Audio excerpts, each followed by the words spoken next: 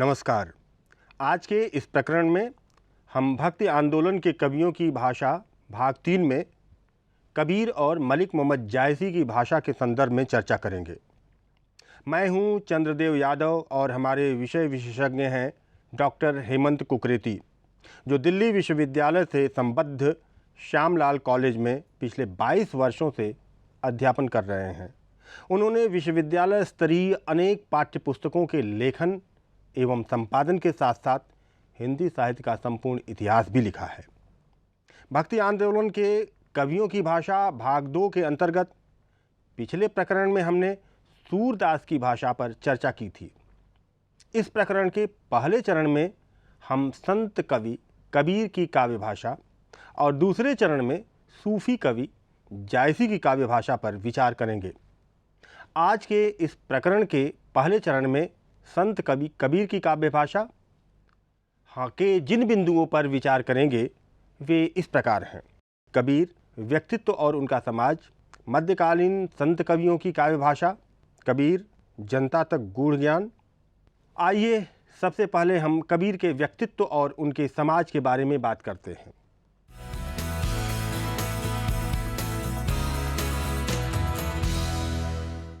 कबीर मध्यकालीन काव्य की निर्गुण धारा की ज्ञानाश्रयी शाखा के शिखर कवि हैं। आचार्य रामचंद्र शुक्ल के अनुसार उनका जन्म काल जेठ सुदी पूर्णिमा सोमवार विक्रम संवत 1436 माना जाता है। काशी में जन्मे और मगहर में संवत 1575 को देह त्यागने वाले कबीर की वाणी का संग्रह बीजक नाम से प्रसिद्ध है, जिसके 3 भाग किए गए, रामायणी, सबद और साखी। इसमें वेदांत तत्व, हिंदू मुसलमानों को फटकार, संसार की अनित्यता, हृदय की शुद्धि, प्रेम साधना की कठिनता, माया की प्रबलता, मूर्ति पूजा, तीर्थाटन आदि की असारता, हज, नमाज, व्रत आराधना की गौणता इत्यादि अनेक प्रसंग हैं। सांप्रदायिक शिक्षा और सिद्धांत के उपदेश साखी के भीतर हैं, जो दोहों में है। इसकी भाषा सदुक्कड़ी अर्थात राजस्थानी, पंजाबी मिली खड़ी बोली है, पर रामायणी और सबद में गाने के पद हैं, जिनमें काव्य की भाषा ब्रज भाषा और कहीं कहीं पूर्वी बोली का भी व्यवहार है। आचार्य शुक्ल की यह पंक्तियां कबीर की काव्य कला को स्पष्ट कर देती हैं। कबीर ब्रह्मानंद के स्वरूप और उसके तज्जन्य भाव का वर्णन करते हुए कहते हैं कि जो इस रस का पान कर लेता है उसके सारे सांसारिक क्लेश और दुख दूर हो जाते हैं तथा वह आवागमन तथा जन्म मरण के बंधन से छूट जाता है। कबीर हरिरस यों पिया बाकी रही न था की, पाका कलश कुम्हार का बहुरी न चढ़ई चाकी। हरिरस पिया जानिए जे कबहू न जाय खुमार, मैं मनता घूमत फिरे ना ही तन की सार। आगे कबीर कहते हैं कि प्रभु की मदिरा का पान जिसने किया वह कभी इस नशे से मुक्त नहीं होता। कबीर बताते हैं कि सहज साधक कौन है। सहज सहज सबको कहे, सहज न चीन है कोई, जिन सहज विषयात जी, सहज कही जय सोई। वे कहते हैं कि सहज शब्द की रट तो सभी लोग लगाते रहते हैं, किंतु सहज शब्द का अर्थ कोई नहीं जानता। जो साधक सहज रूप से सारे विषय विकारों का त्याग कर देता है, 5 इंद्रियों को अपने वश में कर लेता है, वही सहज साधक कहलाता है और ऐसे साधक को प्रभु का साक्षात्कार सहज ही हो जाता है। आगे कबीर कहते हैं कि हिंदू और मुसलमान अपने अपने धर्म को सर्वश्रेष्ठ बताने के चक्कर में नष्ट हो गए। हिंदू मुए राम कई, मुसलमान खुदाए, कहे कबीर सो जीविता, वह मैं कहे न जाए। जबकि अच्छा यह है कि वे दोनों धर्मों को एक ही ब्रह्म में मानकर इस झगड़े में न पड़े कि कौन श्रेष्ठ है। कबीर का काव्य आम आदमी का काव्य है। उन्होंने समाज के विभिन्न वर्गों के परस्पर संबंधों, सामाजिक विसंगति विरोध के बीच सूत्रबद्धता, व्यक्ति और समाज के बीच सामंजस्य की भावना, आर्थिक विषमताओं को सहते हुए भी नैतिकता बनाए रखना, अभावजन्य परिस्थितियों में संतुलन, सामाजिक एवं मानसिक विवशताओं को सहते हुए भी हीनता का अनुभव न करना आदि बातों का सजीव आकलन अपनी वाणी द्वारा किया है। साहित्य जीवन की समीक्षा है। संत साहित्य पर यह बात पूरी तरह लागू होती है। संत काव्य लोक करुणा, लोक संवेदना और लोक मंगल की भूमिका में प्रतिष्ठित है।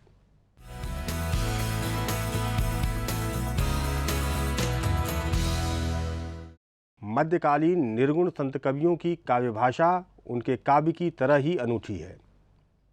संत कवियों की भाषा पर विचार करते समय उसे अव्याकरणिक, अशुद्ध, अव्यवस्थित और अकाव्यात्मक कहा जाता है।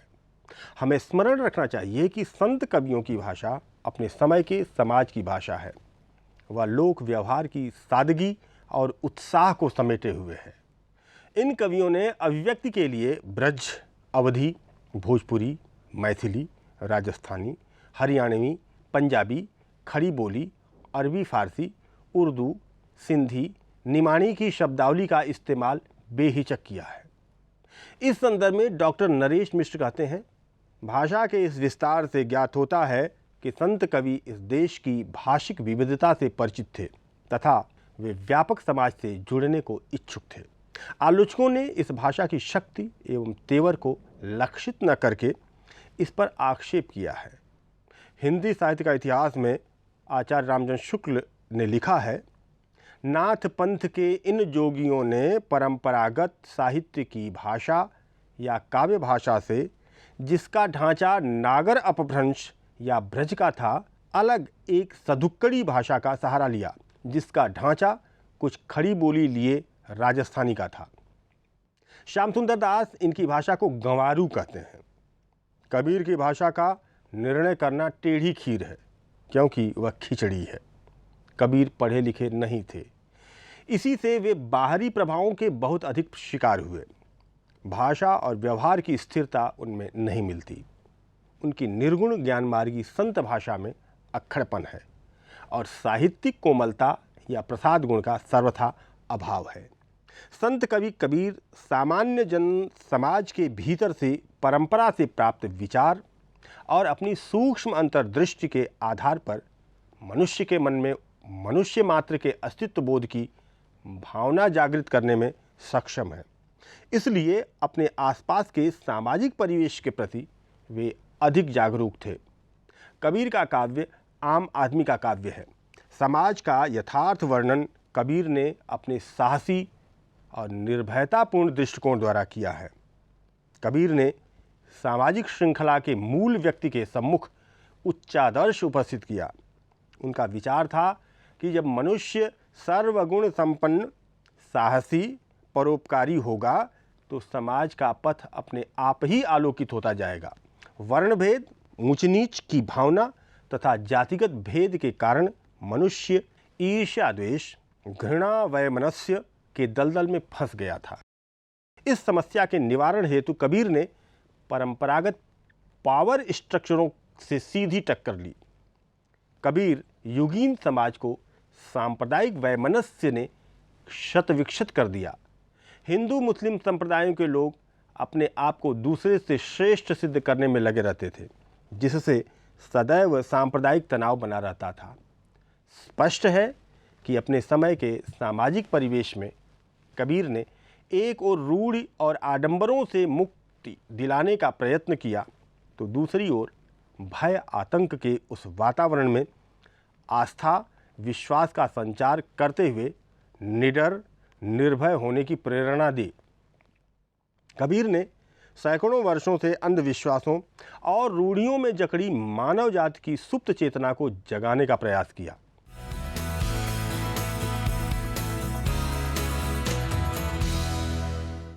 जीव को बंधन से छुटकारा पाने के लिए अर्थात मिथ्या ज्ञान से निवृत्ति के लिए साधना की जरूरत होती है।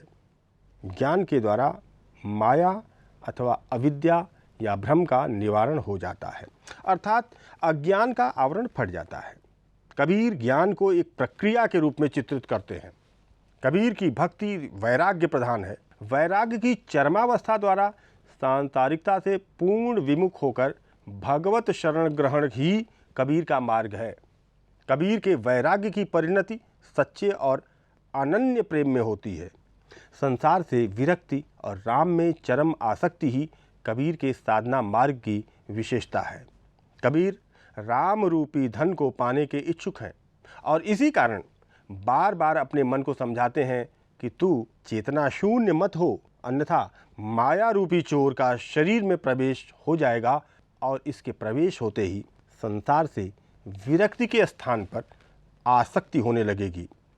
यहाँ कबीर शरीर को षट चक्रों से युक्त स्वर्ण कोठरी मानते हैं, जिसमें कुंडलिनी सुप्तावस्था में है। कुंडलिनी जब जाग जाती है तब शून्य की ओर अग्रसर होने लगती है। आगे वे कहते हैं कि अपने मन की वृत्तियों को अंतर्मुखी कर देने पर ही ब्रह्म प्राप्ति हुई है। कवि कहता है कि यह मन बड़ा है या वह प्रभु जिसमें अब यह रमता है। इन सब से बड़े स्वयं आप हैं। इसी तरह तीर्थ बड़ा है या साधु संगति। कबीर इस सांसारिक झगड़े से उदास होकर प्रभु से इस समस्या के निदान के लिए विनती करते हैं, क्योंकि प्रभु ही सर्वोपरि है। निर्गुण भक्ति परंपरा में गुरु का सर्वाधिक महत्व है।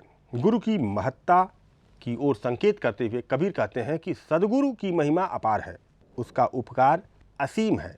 उसने अनंत दृष्टि खोलकर उस प्रभु को दिखलाने की कृपा की है जो काल से परे है। सद्गुरु की महिमा अनंत, अनंत किया उपकार, लोचन अनंत उघाड़िया, अनंत दिखावण हार। जनता तक गूढ़ ज्ञान को संप्रेषित करने के लिए इन कवियों ने संध्या भाषा का प्रयोग किया। कबीर तथा अन्य निर्गुण कवियों की उलट बांसियाँ प्रसिद्ध हैं। पूर्व में इसे संध्या भाषा के नाम से जाना जाता था। संध्या भाषा से तात्पर्य ऐसी भाषा से है जिसका कुछ अर्थ समझ में आए तथा कुछ अस्पष्ट हो, किंतु इसके प्रतीक खुलने पर ज्ञान के दीपक से सब स्पष्ट हो जाए। योगियों के पारिभाषिक शब्दों में उल्टी बानी को प्रभावोत्पादक बनाने की क्षमता है। कबीरदास उलटबांसी शैली का प्रयोग उस योगी को फटकारने के लिए करते हैं जो स्वयं को तीन लोक से न्यारा कहता है। कबीर के अनेक विचार उलटबांसियों में अव्यक्त हुए हैं।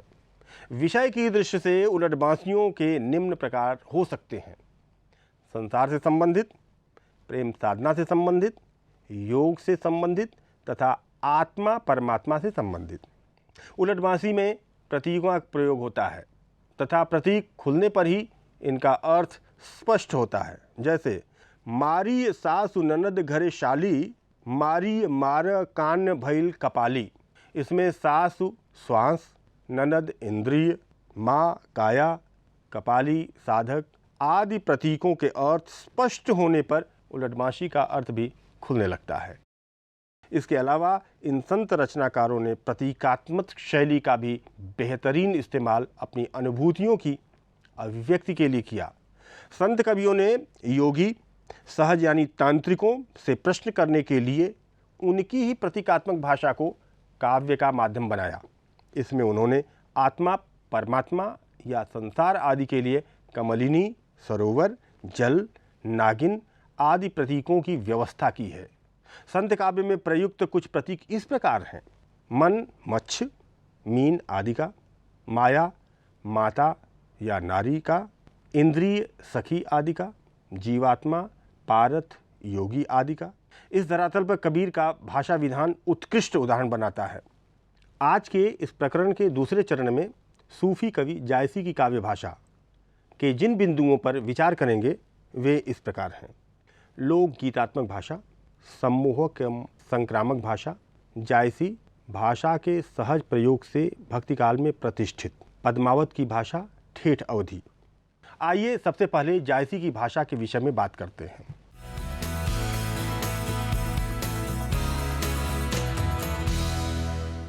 जायसी और तुलसी दोनों ने भक्तिकाल में पूर्वी हिंदी की एक प्रसिद्ध बोली और तत्कालीन प्रमुख काव्य तथा जनभाषा अवधि में भक्ति विषयक साहित्य सृजन किया है।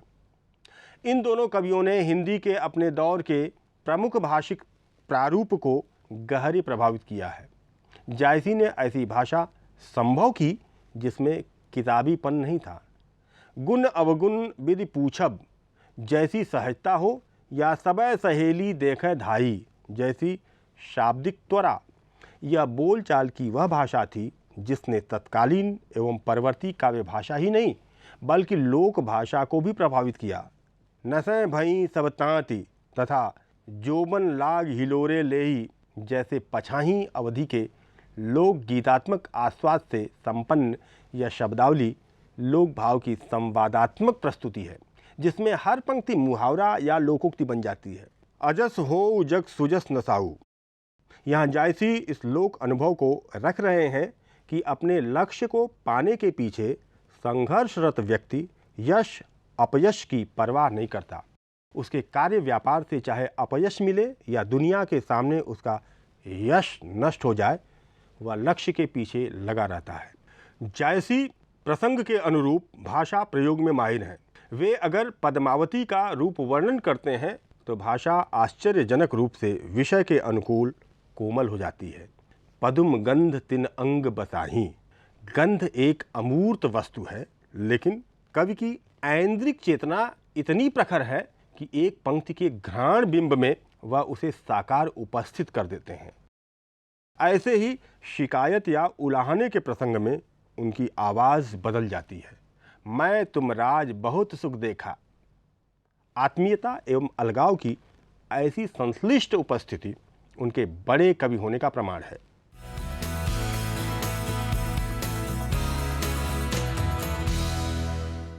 जायसी की ठेठ अवधि में पूर्वी के साथ साथ पश्चिमी का स्पर्श भी मिलता है। उन्होंने व्याकरणबद्ध भाषा में तोड़ फोड़ की है, लेकिन उससे भाषिक विधान भ्रष्ट नहीं हुआ और प्रतीयमान या व्यंजित अर्थ भी बाधित नहीं हुआ। डॉक्टर ओम प्रकाश सिंह के शब्दों में, केशव के अनुयायी भूषण देव आदि फुटकारिये कवियों की भाषा से इनकी भाषा कहीं स्वच्छ और व्यवस्थित है।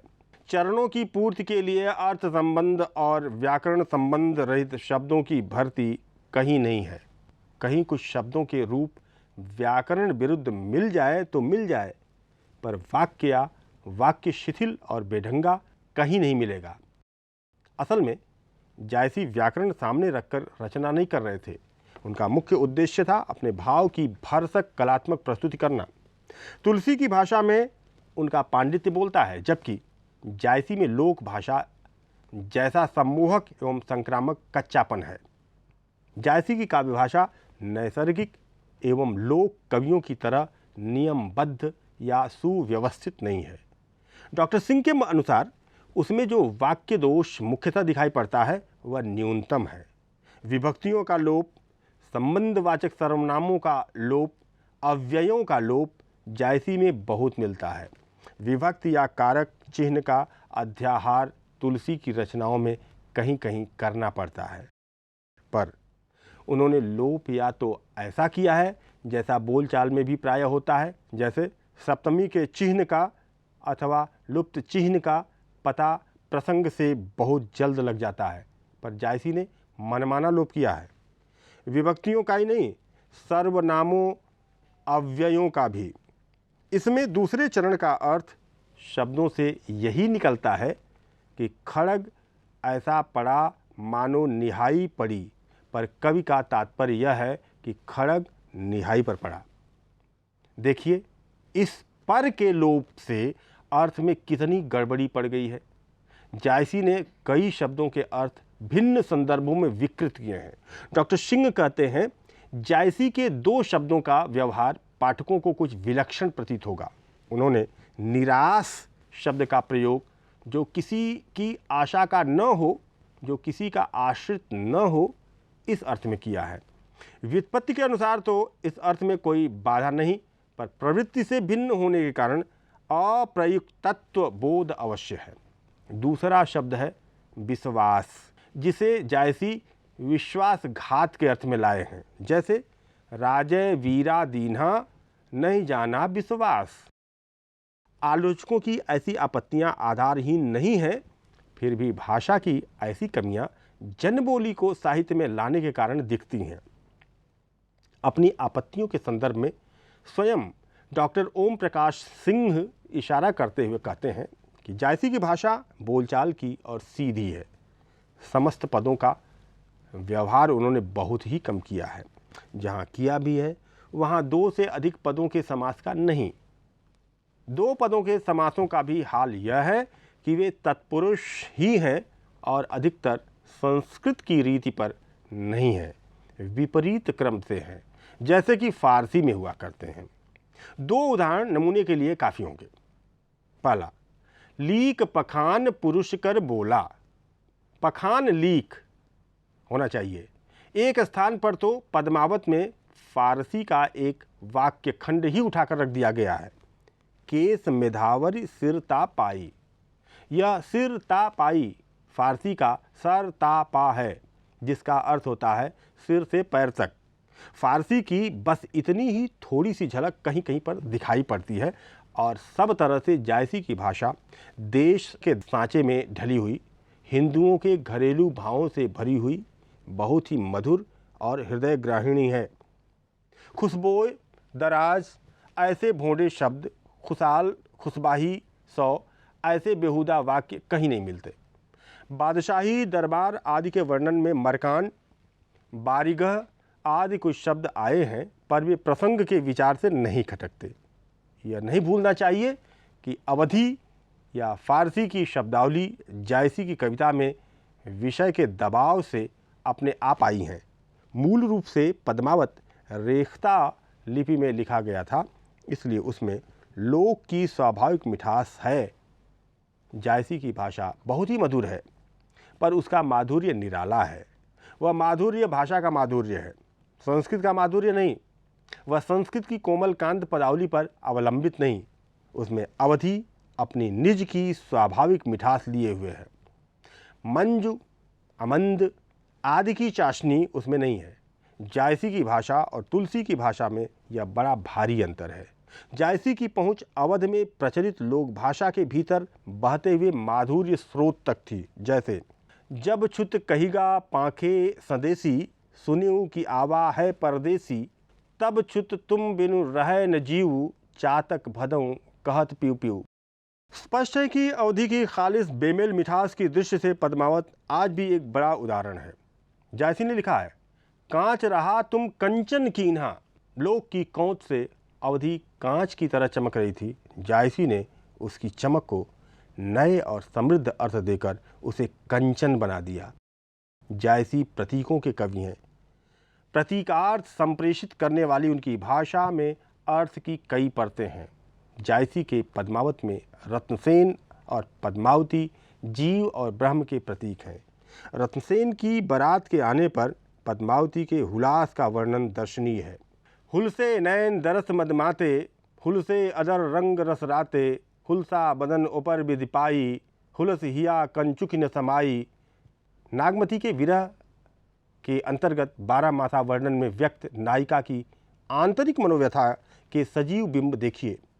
जेठ जरै जग चलै लुआरा, उठई बवंडर परई अंगारा। जेठ के बाद आषाढ़ में उसकी दशा और भी दयनीय हो जाती है। चढ़ा आषाढ़ गगन घन गाजा, साजा बिरह धुंध दल बाजा। ऐसे संश्लिष्ट बिंब विधान जायसी सरीखे महाकवियों की रचनाओं में ही मिलते हैं। पद्मावत की भाषा का तो वह बेशक पूर्वी हिंदी के अंतर्गत आने वाली ठेठ अवधि है। तुलसी की अवधि कोरम कोर साहित्यिक है, जबकि जायसी ने दैनिक बोलचाल की अवधि से कमाल दिखाया है। देशज शब्दों की प्रमुखता, स्वच्छंदता, संगीतमयता और सटीक सार्थक शब्द योजना आदि इसकी अपनी विशेषताएं हैं। तो नए पुराने पूर्वी पश्चिमी सभी प्रकार के शब्दों का प्रयोग इसकी उदारता का परिचायक है। इसमें व्याकरणिक दोष हैं, किंतु स्वच्छता और व्यवस्था पर कवि ने भरसक ध्यान दिया है। इसकी एक प्रमुख विशिष्टता है भाव व्यंजक सूक्त की परखता और उक्ति वैचित्र्य का गुण। कहावत और मुहावरे भी कहीं कहीं मिलते हैं, पर वे यों ही भाषा के स्वाभाविक प्रवाह में आए हुए हैं। दूसरी पुनरुक्ति और न्यून पदत्व जैसे काव्य दोष, अशुद्ध वाक्य रचना या असंगत शब्द का प्रयोग आदि कमियां भी यहाँ मिलती हैं। फिर भी अवधि की मीठी गूंज में गूंजती अवध की स्थानीय रंगत को जीवंत करने के नज़रिए से पद्मावत बड़ा उदाहरण बनता है।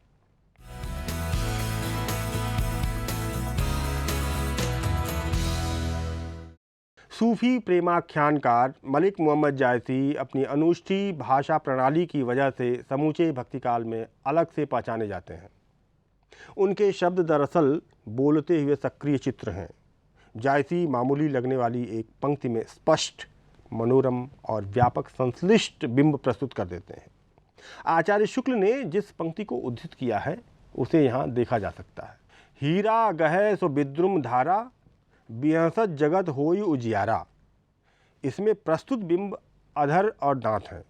विद्रुम की धारा और हीरा उपमानों में इन दोनों प्रस्तुतों तक पहुँचते हैं। शास्त्रीय नज़रिए से यहाँ रूपकातिशयोक्ति है। सर्वाधिक चमत्कारपूर्ण बिंब क्रिया का है। प्रस्तुत यह है कि पद्मावती जब हंसती है तब उल्लास का प्रकाश सारे संसार में फैल जाता है। यहाँ अतिशयोक्ति का बेहद रचनात्मक उपयोग भी है। कभी इन्हीं बिंबों तक पहुंचकर रुक नहीं जाता, बल्कि जगत होई उजियारा द्वारा उषा की लालिमा और उसकी उस मुस्कान की तरफ भी ले जाता है जो उषा काल में वनस्पति जगत से लेकर सभी प्राणी जगत को नया उल्लास प्रदान करती है। ऐसे संश्लिष्ट बिंब विधान जायसी सरीखे महाकवियों की रचनाओं में ही मिलते हैं।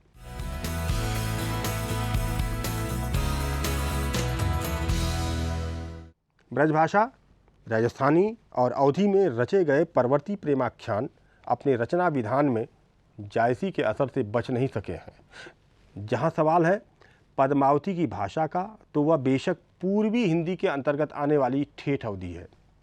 तुलसी की अवधि कोरम कोश साहित्यिक है, जबकि जायसी ने दैनिक बोलचाल की अवधि से कमाल दिखाया है। देशज शब्दों की प्रमुखता, स्वच्छंदता, संगीतमयता और सटीक सार्थक शब्द योजना आदि इसकी अपनी विशेषताएं हैं।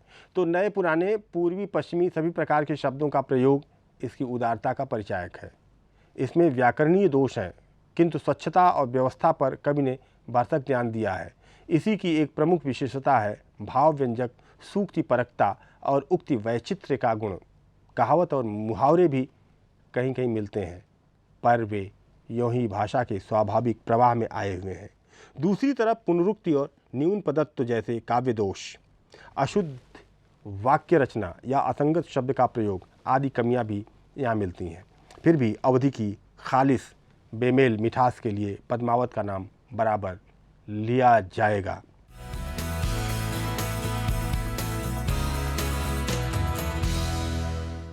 कबीर की कविता का विषय क्षेत्र अत्यंत व्यापक है।